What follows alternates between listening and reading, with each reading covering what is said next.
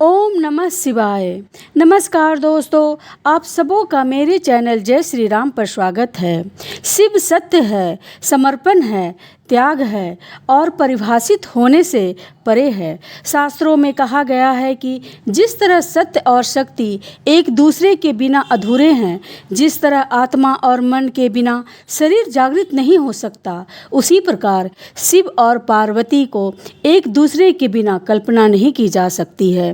प्रदोष एक ऐसा अवसर है जब मनुष्य अपने में अंतर्नेत्र सत्य रूप शिव को ऊर्जा के रूप में विद्यमान शक्ति को साकार कर सकता है। ओम नमः शिवाय।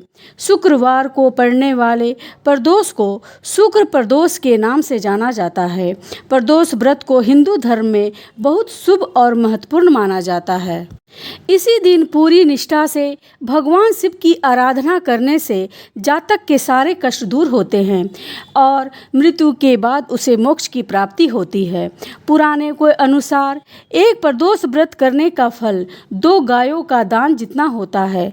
इस व्रत के महत्व को वेदों के ज्ञानी श्री सूत जी ने गंगा नदी के तट पर सौनिक ऋषि मुनियों को बताया था।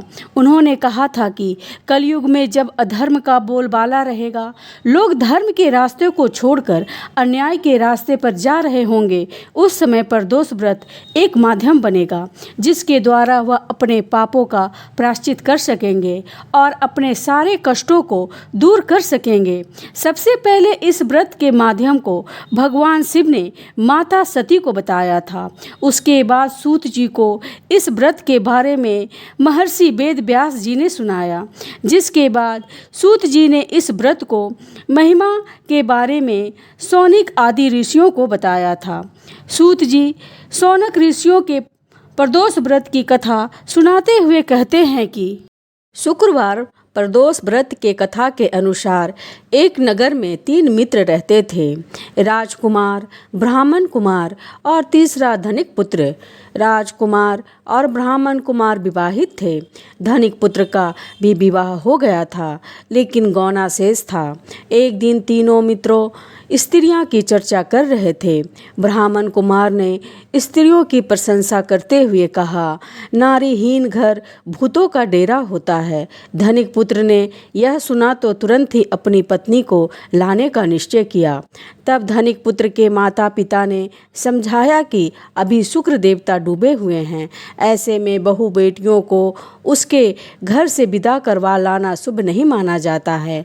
लेकिन धनिक पुत्र ने एक नहीं सुनी और ससुराल पहुंच गया। ससुराल में भी उसे मनाने की कोशिश की गई, लेकिन वह जिद पर अड़ा रहा और कन्या के माता पिता को उसकी विदाई करनी पड़ी। विदाई के बाद पति पत्नी शहर से निकले ही थे कि बैलगाड़ी का पहिया निकल गया और बैल की टांग टूट गई। दोनों को चोट लगी, लेकिन फिर भी वह चलते रहे। कुछ दूर जाने पर उनका पाला डाकुओं से पड़ गया, जो उसका धन लूट करके ले गए। दोनों घर पहुँचे। वहाँ धनिक पुत्र को सांप ने डस लिया।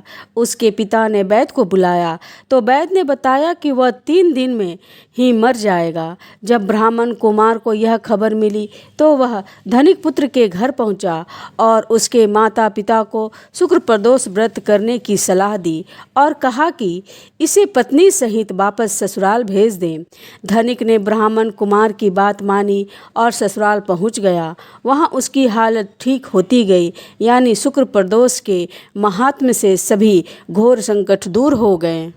अतः मनुष्यों को शुक्र प्रदोष व्रत अवश्य करना चाहिए। इस कथा को सुनने और सुनाने से सभी प्रकार के पापों का नाश होता है तथा जीवन में आने वाले कष्ट टल जाते हैं। तो प्रेम से बोलिए शंकर भगवान की जय, माता पार्वती की जय, गणेश भगवान की जय। अब आप सुनिए भगवान शिव की कथा। बहुत समय पहले वास्कल नामक गांव में बिंदु नाम का ब्राह्मण रहता था। वह अधर्मी, दुरात्मा और महापापी था। उसकी पत्नी बहुत ही सुंदर थी। उसका नाम चंचुला था। वह सदा उत्तम धर्म का पालन करती थी, परंतु बिंदु वेश्यागामी था। इस प्रकार कुकर्म करते हुए बहुत समय व्यतीत हो गया। उसकी स्त्री काम से पीड़ित होने सब धर्म नाश के डर से काफ़ी समय तक धर्म भ्रष्ट नहीं हुई, परंतु आगे चलकर वह भी अपने दुराचारी पति के आचरण से प्रभावित होकर दुराचारी और अपने धर्म को से विमुख हो गई। इस तरह दुराचार में डूबे हुए पति पत्नी का बहुत सारा समय व्यर्थ बीत गया। वेश्यागामी दूषित बुद्धि वाला वह दुष्ट ब्राह्मण समय के अनुसार मृत्यु को प्राप्त होकर नरक में चला गया। बहुत समय तक नरक के दुखों को भोगकर वह पापी विंध्य पर्वत पर भयंकर पिशाच हुआ और उसे दुराचारी बिंदु के मर जाने पर वह चंचुला नामक स्त्री बहुत समय तक पुत्रों के साथ अपने घर में रहती रही। पति के मृत्यु के बाद वह भी धर्म से गिरकर पर पुरुषों के संग विहार करने लगी। सती विपत्ति में भी अपने धर्म का पालन करना नहीं छोड़ती। यही तो तप है। दुख तो होता है पर इसका फल मीठा होता है। एक दिन दैव भोग से किसी पुण्य पर्व में आने पर वह अपने भाई बंधुओं के साथ गोकर्ण क्षेत्र में गई। उसने तीर्थ के जल में स्नान किया और भाई बंधुओं के साथ इधर उधर घूमने लगी। वह एक दिन मंदिर में गई। वहाँ उसने एक ब्राह्मण के मुख से भगवान शिव की परम पवित्र एवं मंगलकारी कथा सुनी। ब्राह्मण कह रहे थे कि जो स्त्रियां दूसरों पुरुषों के साथ विहार करती है वह मरने के बाद जब यमलोक जाती है तो यमराज के दूत उसे तरह तरह की यातना देते हैं। वह उसके शरीर को गर्म लोहे के डंडों से दागते हैं। उसके चिल्लाने के उपरांत भी यम के दूत उसे नहीं छोड़ते हैं। अपने कर्मों का फल तो सभी को भोगना पड़ता है। देव ऋषि मनुष्य सभी इस बंधन से बंधे हुए हैं। ब्राह्मण के मुख से यह वैराग बढ़ाने वाली कथा को सुनकर चंचला भय से व्याकुल हो गई। कथा समाप्त होने पर सभी लोग वहां से चले गए। तब कथा कहने वाले ब्राह्मण देवदास से चंचला कहा कि हे ब्राह्मण, धर्म को ना जानने के कारण मुझसे बहुत बड़ा पाप हुआ है। ब्राह्मण देवता मेरे ऊपर कृपा करें, मेरा उद्धार कीजिए। आपका प्रवचन को सुनकर मुझे इस संसार से वैराग्य हो गया है। मुझे पापनी पर धिक्कार है। मैं निंदा के योग्य हूँ। मैं बुरे विषयों में फंसकर अपने धर्म का से विमुख हो गई थी। जब यमदूत मेरे गले में फंदा डालकर ले जाएंगे और नरक में मेरे शरीर को टुकड़े करेंगे तब मैं कैसे उन पर यातनाओं को सहन करूँगी। मैं सब प्रकार से नष्ट हो गई हूँ। आज तक मैं हर तरह के पाप में डूबी रही। हे ब्राह्मण, आप मेरे गुरु हैं, आप ही मेरे माता पिता हैं। मैं आपकी शरण में आई हूँ। मुझ अबला का अब आप ही उद्धार कीजिए। इस प्रकार विलाप करती हुई चंचुला ब्राह्मण देव की चरणों में गिर पड़ी। तब ब्राह्मण ने उसे कृपा पूर्वक उठाया और इस प्रकार कहा, नारी, तुम सौभाग्यशाली हो जो भगवान शंकर की कृपा से तुमने वैराग्यपूर्ण कथा को सुनी है और कथा को सुनकर समय से अपनी गलती का एहसास कर लिया है। तुम डरो मत और भगवान शिव की शरण में आओ। उनके परम कृपा से तुम्हारे सारे पाप नष्ट हो जाएंगे। मैं तुम्हें भगवान शिव की कथा सहित वह मार्ग बताऊंगा जिसके द्वारा तुम्हें सुख देने वाली उत्तम गति प्राप्त होगी। भगवान शिव की कथा सुनने से तुम्हारी बुद्धि शुद्ध हो जाएगी और तुम्हें पश्चाताप हुआ है तथा मन में वैराग उत्पन्न हुआ है। पश्चाताप ही पाप करने वाले पापियों के लिए सबसे बड़ा प्रायश्चित है। जो मनुष्य अपने कुकर्म के लिए प्रायश्चित नहीं करता वह उत्तम गति प्राप्त नहीं करता, परंतु जिसे अपने गलतियों पर पश्चाताप होता है वह अवश्य ही उत्तम गति का भागीदार होता है। इसमें कोई शक नहीं है। इस कथा का स्मरण सभी मनुष्य के लिए कल्याणकारी है, अतः इसकी आराधना और सेवा करनी चाहिए। हे ब्राह्मण पत्नी, तुम अन्य विषयों से अपने मन को हटा करके भगवान शंकर की इस पावन कथा को सुनो। इससे तुम्हारी चित्त की शुद्धि होगी और तुम्हें मोक्ष की प्राप्ति होगी। जो मनुष्य निर्मल हृदय से भगवान शिव का चिंतन करता है उसकी एक ही जन्म में मुक्ति हो जाती है। यह कहकर वो ब्राह्मण चुप हो गए। उनका हृदय करुणा से भर गया और वह ध्यान में मग्न हो गए। ब्राह्मण का यह आदेश सुनकर चंचला के नेत्रों में आनंद के आंसू झलक उठे। वह हर्ष और हृदय से ब्राह्मण देवता के चरणों में गिर गई और हाथ जोड़कर बोली कि मैं कृतार्थ हो गई हूँ।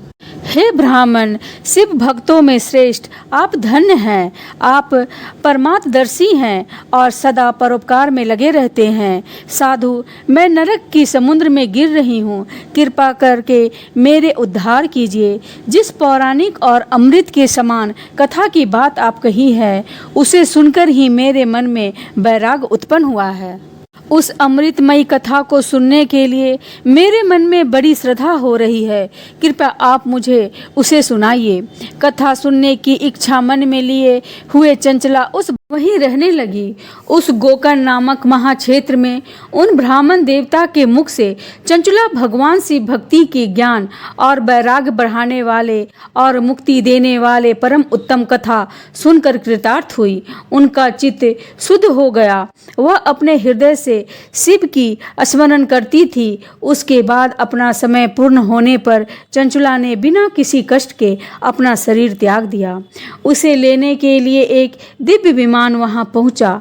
ये विमान शोभा साधन से सजा हुआ और शिव गणों से सुशोभित था। चंचला विमान से शिवपुरी पहुंची। उसके सारे पाप धुल गए। वह दिव्य रूप धारिणी दिव्यांगना हो गई थी। वह गौरागी देवी मस्तक पर अर्धचंद्र का मुकुट और अन्य दिव्य आभूषण पहने शिवपुरी में पहुंची। वहां उसने सनातन देवता श्री नेत्रधारी शिव को देखा। सभी देवता उसकी सेवा में भाव में लगे हुए थे। वहाँ महादेव जी की कांति कपूर के समान थी। उनके साथ देवी गौरी विराजमान थी, जो विद्युत कुंज के समान प्रकाशित हो रही थी। महादेव के शरीर पर श्वेत वस्त्र थे तथा शरीर श्वेत भस्म से युक्त था।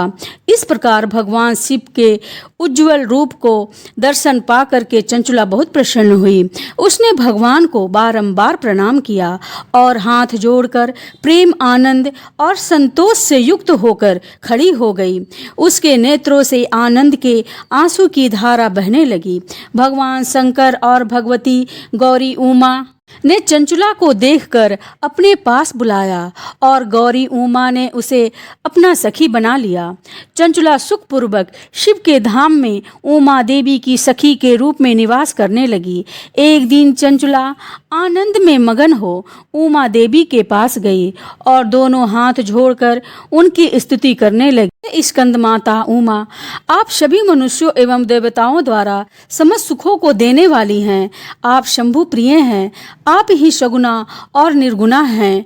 हे सच्चिदानंद स्वरूपा, आप ही प्राकृतिक की पोषक हैं। हे माता, आप ही संसार की सृष्टि, पालन और संहार करने वाली हैं। इस प्रकार चंचला देवी की स्तुति कर शांत हो गई। उसकी आंखों में प्रेम के आंसू उभर आए। तब शंकर प्रिय उमा देवी ने बड़ी प्रेम से चंचला को चुप कराते हुए कहा कि सखी चंचला, मैं तुम्हारी स्तुति से प्रसन्न हूँ। बोलो, क्या वर मांगती हो? तब चंचला बोली, हे गौरी राजकुमारी, मेरे पति बिंदु इस समय कहाँ हैं? उनकी स्थिति कैसी है? कृपया आप बताइए और कुछ उपाय कीजिए ताकि हम फिर से उनसे मिल सके। महादेवी, मेरी पति एक क्षुद्र जाति की वेश्या के प्रति मोहित थे और पाप में ही डूबे रहते थे। गिरजा बोली, बेटी, तुम्हारा पति बिंदुक पापी था। उसका अंत बड़ा भयानक हुआ। वेश्या का उपभोग करने के कारण वह मूर्ख नरक में अनेकों वर्षों तक अनेक प्रकार के दुख भोग कर अब शेष पाप को भोगने के लिए विंध्य पर्वत पर पिशाच की योनि में रह रहा है और वह दुष्ट वायु पीकर रह रहा है और सभी प्रकार के कष्ट सह रहा है। गौरी देवी की यह बात सुनकर चंचला अत्यंत दुखी हो गई। फिर मन को किसी तरह स्थिर करते हुए दुखी मन से माँ गौरी से उसने एक बार फिर पूछा, हे महादेवी, मुझ पर कृपा कीजिए और मेरे पापी पति का आप उद्धार कीजिए। कृपया करके मुझे यह उपाय बताइए जिससे मेरे पति को उत्तम गति प्राप्त हो सके। गौरी देवी ने कहा, यदि तुम्हारा पति भगवान शिव की पूर्णमयी उत्तम कथा सुने तो वह इस दुर्गति को पार करके उत्तम गति का भागी हो सकता है। अमृत के समान मधुर गौरी की ये वचन सुनकर चंचला ने दोनों हाथ जोड़कर मस्तक झुकाकर उन्हें बारंबार प्रणाम किया और प्रार्थना की कि मेरे पति को भगवान शिव की कथा सुनाने की व्यवस्था कीजिए। ब्राह्मण पत्नी चंचला के बार बार प्रार्थना करने पर शिव प्रिय गौरी देवी ने भगवान शिव की महिमा का गुणगान करने के लिए गंधर्व राज को बुलाकर कहा कि तुम मेरी इस सखी को साथ बिंद पर्वत पर ले जाओ। वहाँ एक भयानक पिशाच रहता है। पूर्व जन्म में वह पिशाच बिंदुक नामक ब्राह्मण मेरी इस सखी चंचुला का पति था। वह बेश्यागामी हो गया था। वह सभी अच्छे कर्मों को छोड़कर अपवित्र रहने लगा। क्रोध के कारण उसकी बुद्धि भ्रष्ट हो गई थी। दुर्जनों से उसकी मित्रता तथा सज्जनों से उसका दोष बढ़ गया था। वह अस्त्र शस्त्र से हिंसा करता और लोगों को सताता और उनके घरों में आग लगा देता था। चंडाल से दोस्ती करता और रोज वेश्या के पास जाता था। पत्नी को त्याग कर दुष्ट लोगों से दोस्ती कर उसके साथ ही रहता था। वह मृत्यु तक दुराचार में फंसा रहा। मृत्यु के बाद उसे पापियों के भोग स्थान यमपुरी में ले जाया गया। वहाँ घोर नरकों को सहकर इस समय वह विंध्य पर्वत पर पिशाच बनकर रह रहा है और पापों का फल भोग रहा है। तुम उसके सामने परम पुण्यमयी पापों का नाश करने वाला भगवान शिव की कथा का प्रवचन करो। इस कथा को सुनने से उसका हृदय सभी पापों से मुक्त होकर शुद्ध हो जाएगा और वह प्रेत योनि से मुक्त हो जाएगा। मुक्त होने के बाद उस बिंदुक नामक पिशाच को तुम विमान पर बैठाकर भगवान शिव के पास ले आना। माँ उमा का आदेश पाकर गंधर्व राज तुमरु प्रसन्न पूर्वक चंचुला को साथ लेकर विमान से पिशाच के निवास स्थान बिंदुक पर्वत पर चले गए। वहाँ पर्वत पर गया। वहां पहुंचकर उसने विशाल आकृति वाला पिशाच को देखा। उसका शरीर विशाल था, उसकी ठोड़ी बड़ी थी। वह कभी हंसता, कभी रोता, कभी उछलता था। महाबली तमरू ने बिंदुक नामक उस पिशाच को पाशा में बांध दिया। उसके पश्चात तमरू ने कथा सुनाने के लिए स्थान तलाश कर मंडप की रचना की। शीघ्र ही इस बात का पता लोगों को चल गया कि एक पिशाच के उद्धार हेतु देवी पार्वती के आज्ञा से तमरू भगवान शिव की कथा सुनाने के लिए विंध्य पर्वत पर आया है। उस कथा को सुनने के लिए बहुत से देवर्षि वहां पहुंच गए। सभी को आदरपूर्वक स्थान दिया गया। पिशाच बिंदुक को पासों में बांधकर आसन पर बैठाया गया और तब तमरू ने परम उत्तम भगवान शिव की अमृत कथा का गुणगान शुरू किया, जिसे सुनकर सभी देवर्षि कृतार्थ हो गए। परम पुण्यमयी कथा को सुनकर पिशाच सभी पापों से मुक्त हो गया और उसने पिशाच शरीर का त्याग कर दिया और शीघ्र ही उसका रूप दिव्य हो गया। शरीर पर श्वेत वस्त्र एवं पुरुषों के आभूषण आ गए। इस प्रकार दिव्य देहधारी होकर बिंदुक अपनी पत्नी चंचुला के साथ स्वयं ही भगवान शिव का गुणगान करने लगा। उसे दिव्य रूप में देखकर सभी को बहुत आश्चर्य हुआ। सभी भगवान महेश्वर के अद्भुत चरित्र को सुनकर कृतार्थ हो गए और उनका यशोगान करते हुए अपने अपने धाम को चले गए। बिंदुक अपनी पत्नी चंचुला के साथ विमान में बैठकर शिवपुरी की ओर चल दिया। महेश्वर के गुणों का गान करते हुए बिंदुक अपनी पत्नी चंचुला और तुमरू के साथ शीघ्र ही शिव धाम पहुँच गया। भगवान शिव और माता पार्वती ने उसे अपना पार्षद बना लिया। दोनों पति पत्नी सुखपूर्वक भगवान महेश्वर और देवी गौरी के चरणों में निवास पाकर धन्य हो गए। बोलिए उमा महेश्वर भगवान की जय। भगवान शिव और माता पार्वती की जय। तो दोस्तों, कथा अच्छी लगी हो तो चैनल को सब्सक्राइब करें एवं कमेंट में हर हर महादेव जरूर लिखें। जय श्री राम।